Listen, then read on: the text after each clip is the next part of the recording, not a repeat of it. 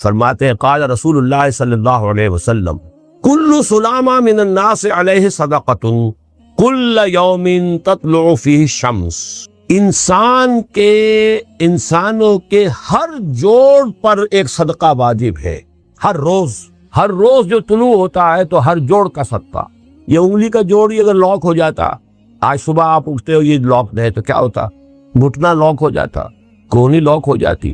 صبح کو انسان اٹھے کہ میں بھلا چنگا ہوں، کل یوم تطلع فی الشمس، ہر دن جس میں کہ سورج جو ہے طلوع ہوتا ہے اس میں ہر جوڑ پر ایک صدقہ واجب۔ اس کو شیخ سعدی نے بہت عمدگی سے کہا ہے، ہر سانس جب انسان کے اندر جاتا ہے موجب تقویت ہوتا ہے، آکسیجن گئی قوت ملی، اسی کو برن کریں گے انرجی ملے گی۔ سانس باہر نکلتا ہے یہ صفائی کا ذریعہ بنتا ہے، کاربن ڈائی آکسائڈ اور بہت سی چیزیں نکل گئی۔ بس بر ہر نفس 2 شکر واجب، بس ہر سانس پر 2 مرتبہ شکر کرنا چاہیے۔ ہر سانس اندر گیا موجب تقویت، باہر بنا موجب تنقیح، لہذا پس بر ہر نفس 2 شکر واجب، بس تقریباً اسی طرح کا یہ معاملہ ہے۔ لیکن اب یہ کیسے صدقے ہوں گے؟ اس صدقے ہی کے جیسے کہ پہلے آ چکا ہے اسی کی یہ تعریف میں ہے، تعدل بین اثنین صدقۃ، 2 آدمیوں کے درمیان عدل کراؤ، فیصلہ کرا دو عدل کے ساتھ، یہ بھی صدقہ ہے۔ تعین الرجل فی دابتہ فتحملہ علیہا اور ترفع لہ علیہا متاعہ صدقۃ، اور تم مدد کرو کسی انسان کی اس کی سواری کے معاملے میں کہ اسے اس پر چڑھنے میں مدد دو، یا یہ کہ اس کی کوئی چیز اس کا سامان نیچے سے اٹھا کے پکڑا دو، اونٹ پر سوار ہو گیا ہے اب سیتے سے سامان پکڑا رہے ہیں، یہ بھی صدقہ ہے۔ والکلمۃ الطیبۃ صدقۃ، ہر پاک بات جو اپنی زبان سے نکالو گے وہ صدقہ ہے۔ فلیقل خیرا او لیصمت، بات صحیح کرے، اچھی کہے یا خاموش رہے، تو ہر اچھی بات جو زبان سے نکلتی صدقہ ہے۔ وبکل خطوۃ تمشیھا الی الصلاۃ صدقۃ، اور ہر قدم جو وہ نماز کے لیے جاتا ہے تو اٹھاتا ہے یہ صدقہ ہے۔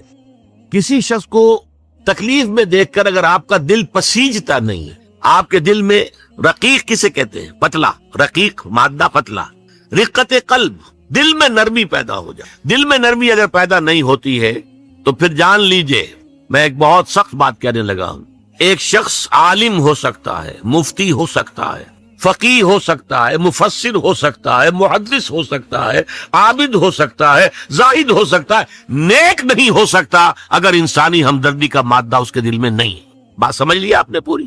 یہ ہے ترتیب کے اندر مضمر۔ نماز اور زکوٰۃ کا ذکر بعد میں، وَآتَى الْمَالَ عَلَىٰ حُبِّهِ ذَوِي الْقُرْبَىٰ وَالْيَتَامَىٰ وَالْمَسَاكِينَ وَابْنَ السَّبِيلِ وَالسَّائِلِينَ وَفِي الرِّقَابِ، یہ پہلے آ رہا ہے۔ اور آپ میں سے بہت سے حضرات کو یاد ہوگی 4 پارے کی پہلی آیت جو اس معاملے میں یوں سمجھیے قول فیصل، لَن تَنَالُوا الْبِرَّ حَتَّىٰ تُنْفِقُوا مِمَّا تُحِبُّونَ، تم ہرگز نیکی کے مقام کو نہیں پہنچ سکتے جب تک خرچ نہ کرو اس میں سے جو تمہیں محبوب ہے۔ اگر آپ کا مال ایسا ہے جو دل سے اتر گیا ہے، کپڑے بوسیدہ ہو گئے ہیں دے دیے غریب کو، جوتے ٹوٹ گئے دے دیے کسی کو، یہ نہیں ہے، یہ نیکی نہیں ہے۔ نیکی کیا ہے؟ مما تحبون، جو تمہیں پسند ہو وہ مال۔ لن تنالوا البر، یہ نوٹ کر لیجیے جنہیں عربی سے کوئی تھوڑا سا بھی کوئی مس ہے کہ لام اور نون کے ساتھ جو نفی آتی ہے فعل مضارع کے اندر اس سے زیادہ تاکیدی نفی نہیں۔ لن تنالوا البر، ہرگز نہیں پہنچ سکتے نیکی کے مقام کو، حتی تنفقوا مما تحبون، جب تک کہ تم خرچ نہ کرو اس میں سے جو تمہیں پسند ہو۔ اپنے محبوب مال کو جب تک خرچ نہیں کرو گے اللہ کی رضا مندی کے لیے، اللہ کی رضا جوئی کے لیے، اس وقت تک نیکی کا مقام حاصل نہیں کر سکتے۔ حدیث میں نے آپ کو سنا دی، من یحرم الرفق، رفق کہتے ہیں دل کی نرمی، اسی سے لفظ رفیق بنا ہے۔ رفیق وہ ہیں جو آپس میں ہمدرد ہیں، غم گسار ہیں، ایک دوسرے کا درد بانٹنے والے ہیں، ایک دوسرے کے دکھ کو اپنے دل میں محسوس کرنے والے ہیں۔ میں نے ہمدردی کی وضاحت پچھلی نشست میں کی تھی۔ ہمدردی، ہم جماعت، ایک جماعت میں پڑھنے والے، ہم عصر، ایک زمانے کے لوگ، ہمدرد وہ جن کا درد جو ہے وہ کامن ہے، مشترک ہے، ایک کے درد کو دوسرا محسوس کر رہا ہے۔ خنجر چلے کسی پہ تڑپتے ہیں ہم امیر، سارے جہاں کا درد ہمارے جگر میں ہے۔ یہ ہے در حقیقت نیکی کی اصل روح۔ میں پھر دہرا رہا ہوں، جس میں یہ نہیں ہے، جو بخیل ہے، جو کٹھور دل ہے، جو سخت دل ہے، وہ عابد ہو سکتا ہے، زاہد ہو سکتا ہے، مفسر ہو سکتا ہے، محدث ہو سکتا ہے، فقیہ ہو سکتا ہے، مفتی ہو سکتا ہے، لیکن نیک نہیں ہو سکتا۔ یہ قرآن کا فتویٰ ہے، لن تنالوا البر حتى تنفقوا مما تحبون۔ پھر اس میں ایک بات اور نوٹ کیجئے، اس میں ترتیب بھی لازمی ہے۔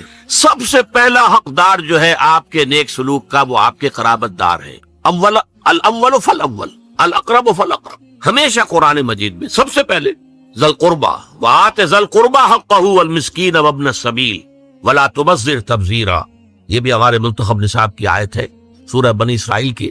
اور تم حق ادا کرو جو ذی القربى ہیں، قرابت دار ہیں، رشتہ دار ہیں۔ یہ خاص طور پر بات کیوں کہی جاتی ہے؟ عام طور پر قرابت داروں میں، قریبی رشتہ داروں میں شکر رنجیاں ہوتی ہیں۔ اب فلاں جو ہے، فرض کیجئے کہ کوئی چھوٹا بھائی فوت ہو گیا یا بڑا بھائی فوت ہو گیا، اب دوسرا بھائی جو ہے اچھا ہے، جو فوت شدہ بھائی ہے اس کے حالات اب خراب ہیں، بیوہ ہے، بچے ہیں، کوئی ذریعہ معاش نہیں ہے، اور یہ شخص جو ہے وہ صاحب ثروت ہے، صاحب دولت ہے، یہ اوروں کو تو خیرات دے گا، اپنے یتیم بھانجا اور بتیروں کو نہیں دے گا۔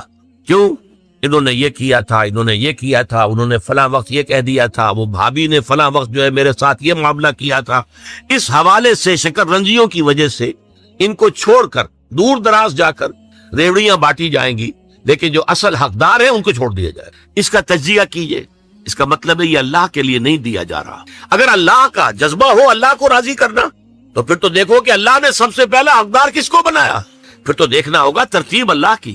اللہ کی ترتیب میں تو وآت المال علی حبہ ذوی القربى، ذوی القربى سب سے پہلے ہے، اس کے بعد یتامى ہے، مساکین ہے، وابن السبیل ہے، والسائلین ہے، وفی الرقاب ہے، لیکن اولین جو ہے ذوی القربى ہیں۔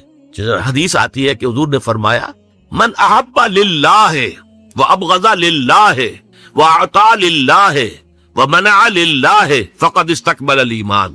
جس نے اگر کسی سے محبت کی تو اللہ کے لیے محبت کی، کہ اللہ کو پسند ہے کہ اس سے محبت کی جائے، اور کسی سے بغض اور عداوت رکھی تو وہ بھی اس لیے کہ اللہ کو پسند ہے کہ اس سے بغض رکھا جائے، اور اگر کسی کو کچھ دیا تو اس لیے کہ اللہ کو اس کا دینا پسند ہے، اور کسی سے کچھ روکا تو اس لیے روکا کہ اللہ کو اس کا روکنا پسند ہے۔ یعنی انسان کے تمام اعمال کا اصل موٹو جو ہے وہ ذات باری تعالی اور اس کے احکام اور اس کی پسند، اس کی ناپسند بن جائے۔ اگر یہ ہو جائے من احب للہ وابغض للہ واعطى للہ ومنع للہ فقد استکمل الایمان، تو ایسے شخص نے تو اپنے ایمان کی تکمیل کر لی۔ یہ کمال ایمان کا مقام ہے۔ نجات کا لفظ جو میں نے استعمال کیا ہے وہ ان کئی الفاظ میں سے سب سے نچلی سطح کا لفظ ہے جنہیں قرآن مجید کامیابی کے لیے استعمال کرتا ہے۔